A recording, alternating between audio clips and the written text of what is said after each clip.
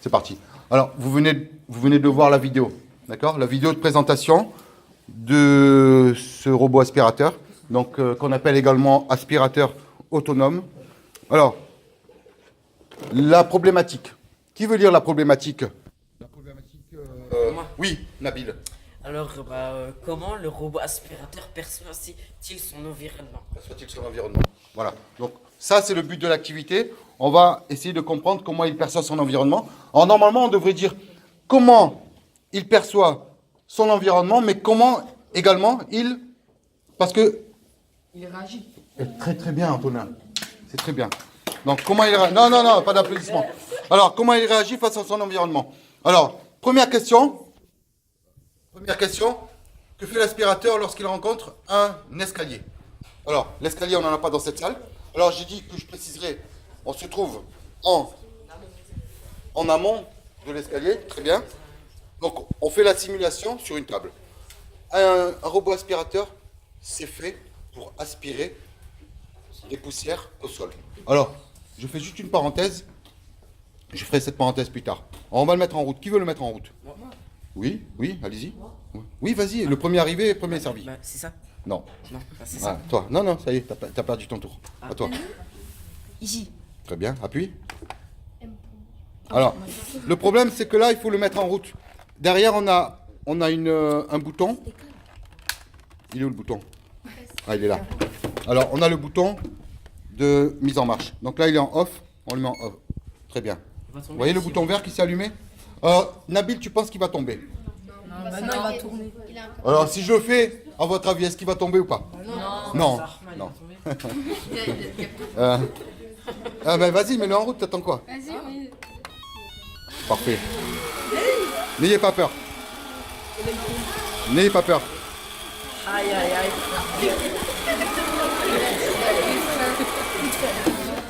Bon, là, il s'est mis en défaut. Qu'est-ce qu'il fait? Là, c'est danger. Alors, le problème, écoutez. Là, non, mais c'est magnifique. Vous savez pourquoi? Là, il s'est mis en défaut. Alors, on verra cette fonction quand il se met en défaut. Alors, je vous explique pourquoi. Parce que là, vous avez... Oui, c'est éteint, mais il attend, là, il est en défaut. Là, vous avez le vide. Vous voyez?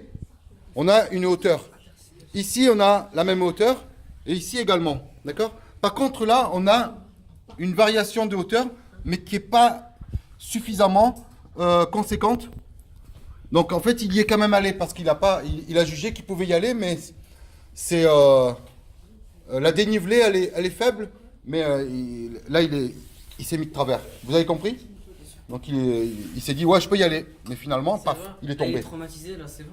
Bon, alors, quand ça arrive comme ça, quand il arrive quelque chose comme ça, vous le reposez, voilà, et on le remet en route, voilà.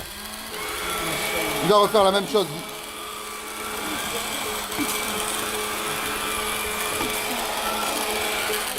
Voilà. S'il vient là, il refait exactement le même truc. Bon, on va s'arrêter. Voilà. Tu vois, il descend. Je trouve que c'est vachement bien. Là, il recule. Ah bah là, il a dit non. Alors, vous avez compris juste une chose.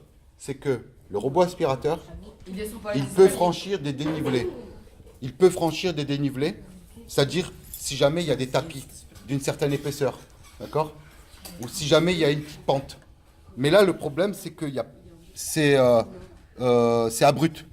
Même si c'est pas haut, mais c'est abrupt. Donc là, il se met en travers. Donc en fait, vous voyez, il se met en travers, mais les roues motrices, elles sont plus en contact. Dès que les roues motrices sont plus en contact, lui, bah... Il faudra 1m4. Voilà. Bon, on va accélérer. Donc la question, c'était que fait l'aspirateur lorsqu'il rencontre un escalier? Alors, première option, c'était, il s'arrête. Deuxième option, Il change de direction. il saute. Il saute et il... Troisième option, il change de direction. Alors c'est laquelle? Il se bloque, il s'arrête. Non. il Ne prenez pas le cas où il se met en défaut. Prenez le cas où il est vraiment... Bah il s'arrête. Non, il change de direction. Il change de direction. Je pense. Hein. Il change de direction ou pas? Oui, mais il s'arrête aussi. Mets-toi un peu, Letty, elle voit pas les filles là. Alors, maintenant on va retourner là. On va essayer de... Donc on a répondu à la première question? repérer et localiser sur le robot les capteurs. À votre avis, ils sont où les capteurs? À l'avant. À l'avant. Alors, oui, mais tu les vois ici? Ils sont en dessous. Alors, on va regarder en dessous. Parce que là, moi, je vois rien. Je vois un petit truc ici. Non, ça, c'est la brossette. C'est la brossette qui permet d'aspirer les poussières dans les angles. On verra ça en détail. On le retourne. Parfait. Alors, essayez de repérer les capteurs. Les autres, dès que vous les avez vus, Il a un gâteau au chocolat. Ça là. Mais ça, c'est des vis. Ça, c'est des vis, Antonin. alors, moi, j'en vois. Essayez de voir des choses qui se ressemblent. Parce que j'ai dit les capteurs. C'est à l'intérieur. Les capteurs. Ouais, c'est ce que Eh oui. Ça. Alors, très bien. Très bien, Amine. Mine. Il y a... Alors, en fait, on voit bien... Approchez-vous. Ceux qui ne voient pas, ceux qui ont vu, vous pouvez reculer. Regardez juste. Ceux qui n'ont pas vu, venez voir. On voit bien des capteurs. Alors, il y a un composant dans les capteurs que je vous présenterai également. Ce sont des diodes infrarouges.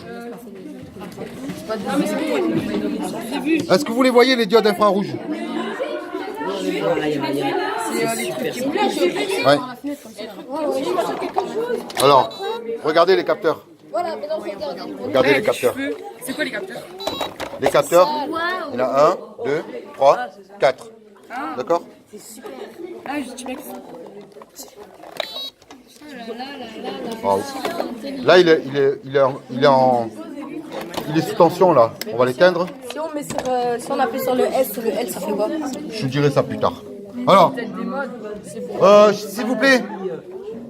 S'il vous plaît, regardez. Alors, on a bien repéré et localisé sur le robot les capteurs. Donc, il se trouve où les capteurs? Il se trouve sur la face avant, en dessous. Et ils permettent de quoi? Ce sont des capteurs infrarouges, mais qu'est-ce qu'ils permettent de faire? Ils permettent de mesurer quoi? La distance. Parce que la diode infrarouge, on voit bien qu'elle est là. Donc en fait, elle va mesurer la distance entre Les capteurs et le vis. le robot et le sol. Si elle estime que la distance elle est trop importante, il se met en défaut. Il s'arrête, en fait. Il se met pas en défaut, il s'arrête. Non, il recule, on a dit. Il change de direction. Il n'y va pas. Une diode, elle change de couleur. Genre, c'est vert quand c'est bon et rouge quand c'est pas bon. Genre, comme sur les robots là. Non. Là, c'est une diode infrarouge. Monsieur, ça sera quoi les deux bouts là? Non, on a dit qu'on le dira plus tard. Ne restez pas focalisé sur ce qui n'est pas encore le sujet. Mais oui. C'est des options. Mais c'est des C'est des fonctionnalités du robot. Mais non, Troisième question. On vous demandera de faire un schéma des capteurs.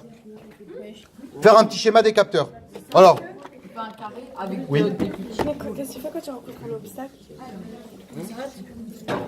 Bah, il le contourne, ou il tourne autour. On a vu dans la vidéo. On le verra plus tard, ça. Quand il rencontre, là c'est plus bas. Que fait l'aspirateur autonome lorsqu'il rencontre un obstacle vertical? Vertical, Il tourne autour pour aspirer. il le contourne ou il change de direction. D'accord? Mais avant, on a vu, il tournait autour. Oui. Donc, il est inévitable. Bon. Faire un schéma des capteurs, ça, vous viendrez observer et vous ferez un petit schéma. Donner la fonction technique de cet ensemble de capteurs, on verra ça un peu plus tard, pendant l'activité, à quoi ils servent, techniquement. Et enfin, repérez-les dans la chaîne d'information. Voici les 5 questions qu'on va faire dans le temps qui nous reste, c'est-à-dire 20 minutes.